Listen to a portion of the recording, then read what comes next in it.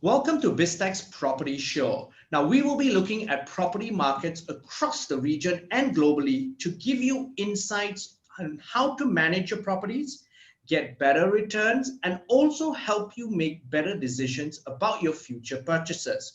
We had our first show with a focus on Australia. Now, our second show is really a look at the Malaysian property market in 2020 and what potentially we should be looking out for in 2021. Now, our guest today is Previn Singhe, CEO of Zerin Properties. Now, he's a familiar face in Malaysia as well as regionally as a top deal maker in the hotel, commercial real estate, as well as luxury real estate space. Welcome to the show, Previn. Thank you, Brian. Really happy to be here and excited about this. Now, let's take stock of the current situation, Previn, and give us an overview of the Malaysian property market in 2020. The first 3 months obviously was a good start of the year. The government started with a lot of incentives with the house ownership program, etc., the campaign, and that really started a good momentum towards it. But once the MCO, which is the mandatory control order, came into place, the market actually, just came to a grinding halt for all sectors, especially the hospitality sector, which was badly hit during that period.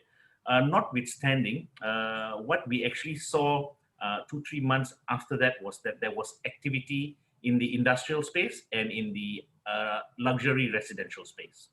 There was more people coming into the market during that time. Post that, there has been more activity, Brian. I'm sure you've seen a lot of news reports about acquisitions going on, but it's very much focused in the industrial space. Okay, so why the industrial space? Where are the opportunities? Why is that happening in that selective spot? I think two reasons. I think firstly, when I mean industrial, I also mean logistic and warehouse here.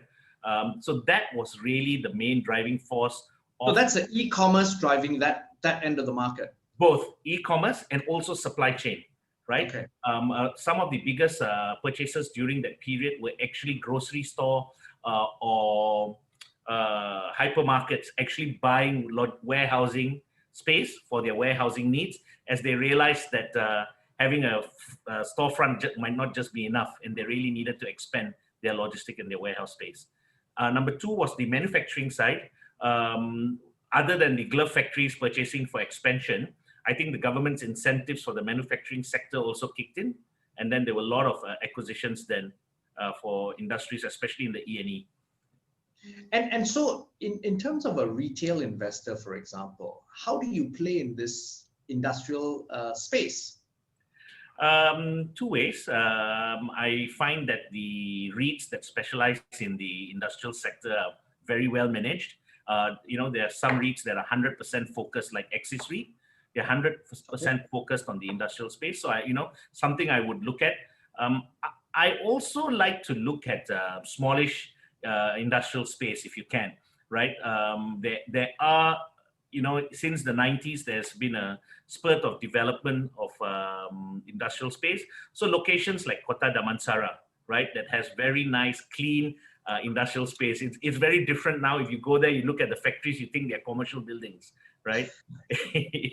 So I see some space there to play. I like KL, Penang, and Johor at this present juncture for this retail industrial play.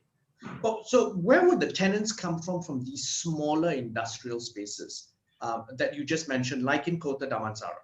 If you go to Kota Damansara, you'll be surprised. It's a mix of SMEs, local SMEs, and MNCs who actually need smaller spaces compared to a huge warehouse or a huge showroom. Some of the MNCs have smaller showrooms in places like Kota Damansara. Now, what sort of yield would we get from this sort of product? Well, I reckon anywhere between 4 to 7%. Right, I think you're looking at that. I think with the tenants that have got a long covenant on it and very good tenancy, your entry yield would probably be about 4.5–5%. Right, we've seen we've transacted deals recently at about 6.25% for a long-standing good tenant. So, in other words, really, in a low interest rate regime, this is quite an attractive sector to invest in moving forward. It is, and sometimes we don't have enough assets to sell, right? To be honest, right? It's hard to come by because the smaller assets are disappearing, and what's actually in the market now are the much bigger assets. I see. Now that's a very interesting. So that's a subsector then that our investors then should be looking forward to and putting under the microscope. I think a lot of people who want to invest in this sector have traditionally done it, smaller investors via REITs, as you mentioned, either in Malaysia or in Singapore. Access REIT Malaysia and Singapore is obviously REIT central. Yes, but I think that is really the opportunities for a normal retail investor. Now, if we could zoom a little bit over to the residential sector, that sector is rather more financially stressed right now. It is. I would say it's very rough at this juncture. I think coupled with the oversupply of the so-called serviced apartments in locations like in Johor, like in Penang, this has actually caused a little bit of stress in this market. And these are generally for properties below 700,000 or below 500,000 that were built in wrong locations, price per square foot very high, right? So not meeting to what the market actually wanted. Notwithstanding, if you look at what's been selling recently, if you look at Johor, what's been selling has been landed properties to the local market. And I think it's a very local market centric, and traditionally, and I'm a Johor boy, so it's a $500,000 price, $500,000 ringgit price point or so landed property, a little bit more, a little bit less, and that sells. Yes. Am I correct? 700,000, yep. Nice. Whether it's two-story townhouses, two-story terrace houses, doing very well. In Klang Valley, it's landed and condos, but priced well per square foot basis.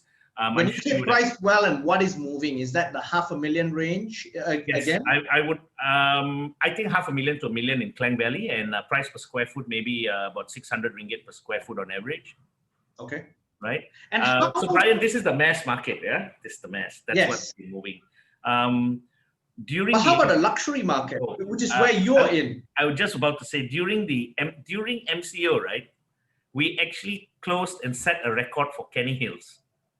We sold a parcel of land for 891 ringgit per square foot, right? Which is really unheard of. And they're big plots, right? This was about 16,000. This was about 16,000 square feet, right?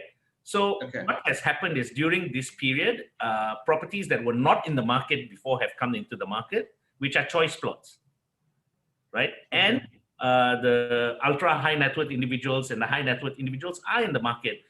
We also did set a record for a penthouse in Federal Hill, Sri Bukit Persekutuan. Yeah. We crossed 1,000 ringgit per square foot mark there as well. And it's been fantastic. I mean, we were involved with IRA in Bukit Damansara, which is probably the benchmark of luxury condos in Malaysia. Yeah. During MCO as well, we actually sold a couple of units in that period. So the luxury market, the buyers are in the market. They are either looking for opportunities that they could not get prior to this, or looking for properties that are well priced, that are selling to a discount, right? But we see locations of Bukit Damansara, Kenny Hills, Bangsa, very active at this juncture in Klang Valley. And given the scenario that the loan moratorium was just lifted last month. Yeah. Okay. There is an expectation in the market, particularly among people in the financial institutions that I've talked to, that there's going to be significant stresses in the housing market. Not only that, in terms of vehicles, as people have lost their jobs and cannot afford to make their repayments. And therefore, properties are going to flood the market in the next couple of months. What are your thoughts on that? I think we just need to go back. In 2013, I think Bank Negara implemented the responsible lending guidelines, right? I think we'll get some cushion from that because our NPLs generally have been very low since the implementation of the responsible lending guidelines. I think there is definitely going to be an impact, Brian. If we look at some of the statistics coming out, that there's been a 15 to 20% retrenchment rate, another 40% have got a reduction in salary, etc. So I think we will actually see properties that are feeling stressed coming into the market. I'm just waiting for the next report to see Bank Negara's NPL report. Comments from the banks, yes, I think they are already getting ready to see some, but I don't think it's going to be massive. I don't think we're going to see NPLs at the rate of 30% or 40%. It's probably at about 5-6% at the juncture. I think it will increase, but I don't think it's going to be very bad because it's being cushioned by the responsible lending guidelines and the other incentives that the government have in place at this juncture. Now, one of the things also is the fact that the banks are taking a very different approach. It is not such a draconian approach where they're forcing customers. They actually, again, because of Bank Negara requirements and also because of the fact that they need to work with their customers, they seem to be more accommodative. So there is a school of thought that's saying that loan moratoriums may be extended, and Bank Negara said that on a voluntary, I think the Ministry of Finance has said that on a voluntary basis. And in fact, Maybank has just came up yesterday saying that they would work with customers to extend the moratorium till June 2021. So will that potentially then forestall this catastrophe that people were predicting for next year? I think we're still going to see some damage December, January, Brian. I think if you're given time for some of the banks to process the NPLs, I mean, look, even if I was negotiating, yes, if I do see a potential in a particular loan, yes, we'll negotiate. But I think there will be some loans that there's no potential. It's already taken a dive and I need to recoup my capital. So I think there still will be some damage, but I think the banks have already realized that they need to have an ecosystem. I cannot punish my ecosystem because I'll impact my income as well. Yeah. Right. So that's why I think this nurturing of this ecosystem, nurturing of my clients' approach has really hit them, and that it needs to be done this time more than any time. This is the best time to actually get it going. Now, can I ask you in terms of moving aside a little bit in terms of investment, a lot of landlords have been impacted by their tenancies. They've either had to cut rents, or basically a lot of their units just can't be rented. Now, where are you seeing stresses in the rental market, or where have you seen stresses in the rental market? I mean, where has the market seen stresses in 2020? I think everywhere, Brian. I mean, really, if you ask me, if there's any particular segment, of course, the higher end segment where it was mainly rented out to the expats, right? Because with the lockdown, some expats have left. Jobs are scarce. So I think definitely the stress is there. But if you look through, it's everywhere. I mean, I've helped clients negotiate tenancies really in the higher end condos where you're talking about 45,000-50,000 ringgit a month, right up to terrace houses. Advising my friends on some of the terrace houses in Taman Tun who've got some tenants there and on what they should do during the MCO as well. So I think the stress is felt everywhere, right? Because the tenant either is a business person or an employee, right? If he's a business person, he's going to come to you and say, hey, listen, it's really tough. I still want to stay on. I'm committed to you for 3 years, but I'm just having a tough time now. Right. Yeah. And again, this is the same way the banks are going to look, right? I mean, you also would be able to decide if your tenants really going down the drain or not, right? So I think it's the same approach. When you have to cut your losses, or it's a good tenant who's been paying you regularly, and you say, okay, let me give you some leeway in terms of your stresses and let you recover. Yeah, but it's not easy. Now, I'm telling you, the voids are aplenty. The landed properties are, of course, easier to rent, but the condos in KLCC, the condos in Mont Kiara, the newer ones especially, are feeling the stress. Yeah, because they were sold at very high per square foot basis. And you see then, and so KLCC in particular is an interesting market because that whole price surge was fueled by high net worth individuals and foreigners parking money basically in global assets, and KL being one of the cities with the lowest cost per square foot. In fact, even in the region, in terms of high-end property, to get a property downtown KL is far cheaper than downtown Metro Manila. Yes, of course. Luxury property. Now, how is that going to be impacted moving forward as the foreigners have left the market and foreign investment is not in the horizon in terms of property in the near future? Okay, so we initially saw a little bit of what I would say panic selling. Say, it's okay, let's just cut the loss and let's just move out at whatever price. But what we've seen recently is people suddenly realize, hey, Malaysia's not bad. It's handled the MCO, it's handled the COVID very well. KL as a city is still very nice to live in. The infrastructure is coming to play. The MRT2 is coming to play. The Circle Line is coming to play.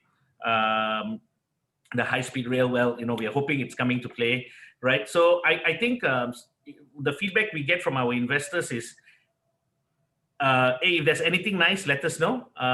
Please go and have a look at 8 Conley. I think Kempinski is there in their residence. We've been taken aback. Well, I won't say taken aback. Good surprise. They seem to be getting a lot of investors in locally and foreign. Yeah, because they are very high per square foot leases, right? Almost 3,000, right? Correct. Yep. Right. So I think people still see a lot of value in KL, in investing in KL. I mean, you get a 4-season residence for what, 2,500 to 3,000 ringgit per square foot, below 1,000 US per square foot. Yeah. So I think there's a lot of value still, not just the price, but I think the quality of life, the cost of living, right? And now that the infrastructure is really coming into place, that's generally the feedback we get from the investors that, as you said, want to park in global assets, right? We still see branded companies in the likes of Kempinski or Four Seasons, the others, still wanting to set a footprint in Kuala Lumpur. So obviously they do see their clientele wanting a space in KL as well. I think it's a lot of geopolitics as well, Brian. I think, where we are located, the southernmost tip of mainland Asia is very important for everyone, right? Not just the US, not just the Chinese, but everyone's in the South, who's in the Southeast Asia play.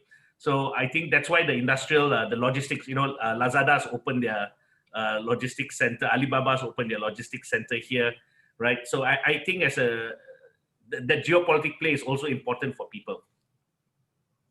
And I think one of the macro and as you said, geopolitical shifts that perhaps will help us is the fact that the dual circulation economy framework in China, also the signing of RCEP, so Southeast Asia, and also then the realignment of supply chains. As you mentioned with China, so now with the realignment and a parallel alignment of supply chains now, basically ASEAN is going to be a beneficiary. And perhaps Malaysia will be one of those countries where, because of our good infrastructure, the funds will flow into these sort of areas. So I think that's basically what you've been alluding to. Yeah, I think, okay, I personally, I think the RCEP will benefit us mainly in the industrial logistic warehouse space, real estate wise, right? I would have liked to seen it more in the service space, which will indirect create demand for real estate, right? But I think that will happen once all this industry and logistic and manufacturing space comes in. Yes, I think we are really going to be beneficiaries of this. It's just how strong ASEAN wants to be, as you mentioned earlier, right? We have an opportunity to be stronger than what we can, but it's whether we want to take that or not. Now, Previn, moving forward to 2021, where are the opportunities? I still, the industry logistic warehouse space, of course, I think that's a given, right? Especially with good tenants, good covenants, something I would definitely like to look at. In the luxury, high net worth, the luxury space, real estate, I still believe Bukit Damansara, the traditional areas will do very well. Bangsa, Bukit Damansara, Mount Kiara, Kenny Hills, but don't forget Ampang Hile, the Yutan area as well. I think with the MRT coming up very nearby, which is at KLCC, which is at Desa Kudalari, right? I think the spillover, you will find that impact hitting there as well as infrastructure comes into space, right? I would definitely start looking at opportunities there. right? In the hospitality, for sure. I think there's already my vendors, sellers that we work with are already pricing in impairments to reflect the market condition. Our serious buyers are already on the sidelines trying to look at what's available in the market. So hospitality, without a doubt, because I think the domestic tourism, Brian, at the opening of the MCO already showed investors how strong we can be. So can I ask you, sir, and let's drill down a little bit on the hospitality, that earlier in the year, and I was speaking to some funds in Singapore who were basically voucher funds. They were ready to come in and buy cheap assets. It doesn't look like it's going to be as cheap as everyone originally envisioned. So what's the situation when you said you have repriced the assets? What sort of revisions downwards have they done? Because while city hotels are not doing very well, except for COVID-related businesses provided by the government, your resort hotels and that sort of properties are chock-a-block. Yes. During the when all the travel restrictions were lifted locally, Yes. We are seeing prices dropping by about 25 to 30%.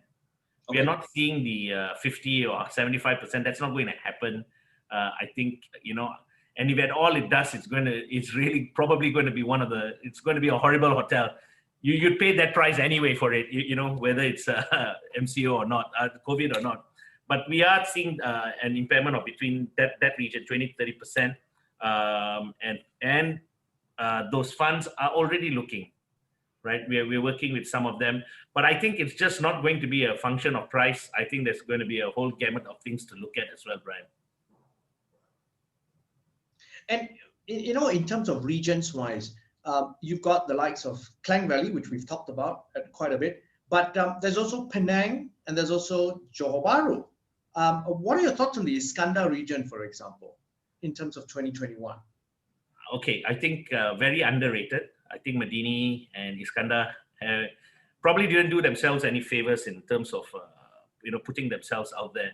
But in terms of a township, Brian, if you look at the quality of infrastructure they have, the proximity of important nodes, right? We're just not talking about Singapore, but you look at the ports that they have, the airport that they have. Now the RTS is in place. High-speed rail will probably have 2 stations there, right? So I think in terms of that, I think it's a very good opportunity. If you do have a chance to go down, you'll actually be surprised to see some of the named tenants that are actually in Madini, right? Probably international gaming companies who have their software development companies there. The first Bitcoin or blockchain technology company is also based there, Japanese based. So there is action going on, right? Okay. But I'll be very focused on the commercial side of things. And if it's residential, I'll probably go land it. Okay. Okay. And the thing is, I think one of the challenges with Iskandar, Malaysia and Johor in general is the oversupply of properties. So there is so much supply, it's going to take a long time to work through that supply because there just isn't a critical mass of jobs that are there if you take out the Singapore equation. What do you understand in terms of what the Iskandar Authority is trying to do to alleviate that situation? Okay, so if you break down the oversupply, a lot of the oversupply is actually in the JB city center. Unfortunately, it's not so much in the Madini or the Iskandar region. We think that there needs to be a strong effort to create and promote its own ecosystem instead of just over relying and being a border town, right? It is more than that. Johor is if you look at the GDP of Johor as a state, even if you take out the contribution of Singapore, the manufacturing, the plantations, the tourism, domestically, it's still very strong. So if you go to places like Senibong Cove, right? And you see, which is a lovely development. I've been there. And if you go there now, it's packed with locals. So it is possible. You can create your ecosystem, right? But it is having the faith that you want to attract the local, your communication to the locals, your creating of those ecosystems, bringing in jobs, right? Bringing in companies. That's why I said, if you just come and see some of the quality of tenants in Medini, you'll be surprised. Right? They're because actually there. if you use Senibong Cove as an example, Yes. that's not even a local developer. That's Walker, which is an Australian quality Australian developer. Yep. So they've built that ecosystem basically, and they've been able to attract locals, which is fantastic. Yes. Yep. So I think it is possible, but it's a long haul, and you need to focus on what is the assets that you have, right? And if you back to Iskandar and Medini, what they have is great infrastructure, right? So they just need to make that and work on those. Create jobs as well, because essentially the only way all of that excess stock is going to be absorbed is that there are local jobs. Yes, agreed. And then you have a migration of basically people to Medini and to the whole Iskandar region, which will then soak up the demand. Yeah. So we have, when I went down, there's a Japanese company based in Singapore who's opened a call center now, small, probably about 40 staff, all locals, and they're going to expand it to 200 staff, and they only want locals. Yeah, and that's the way to go. And those sort of jobs create critical mass of jobs. Yes. Because those call center jobs range from 2,000 plus salary to 5,000 salary. Yep. So that's just really creating jobs for middle class Malaysians. Correct. Right. And people, we don't have the pool talent, etc. I kind of disagree, because you just look at the number of higher institutions and even vocational training centers in around JB. We just don't communicate all this very well. Right. I think the messaging is not right. I think I agree with you. I think the messaging is not right. Correct. Now, how about Penang? What are your thoughts on the Penang property market? Oh, they've got their messaging right. Yes, foreigners flock. They love Penang. Yeah. And not just foreigners, even locals, right? I think, Penang property market also did, just went through a little bit of shock at the initial lockdown. But what we have seen and have felt is that a lot of foreign direct investments are going there, right? And I think even our honorable finance minister has, mentioned in his budget that he is going to make, I can't remember, what was it? Was it Bayan Lepas, I think, hub, So there is a lot of attraction in Penang, right? Not just the communications, but I think because number one, there is talent pool.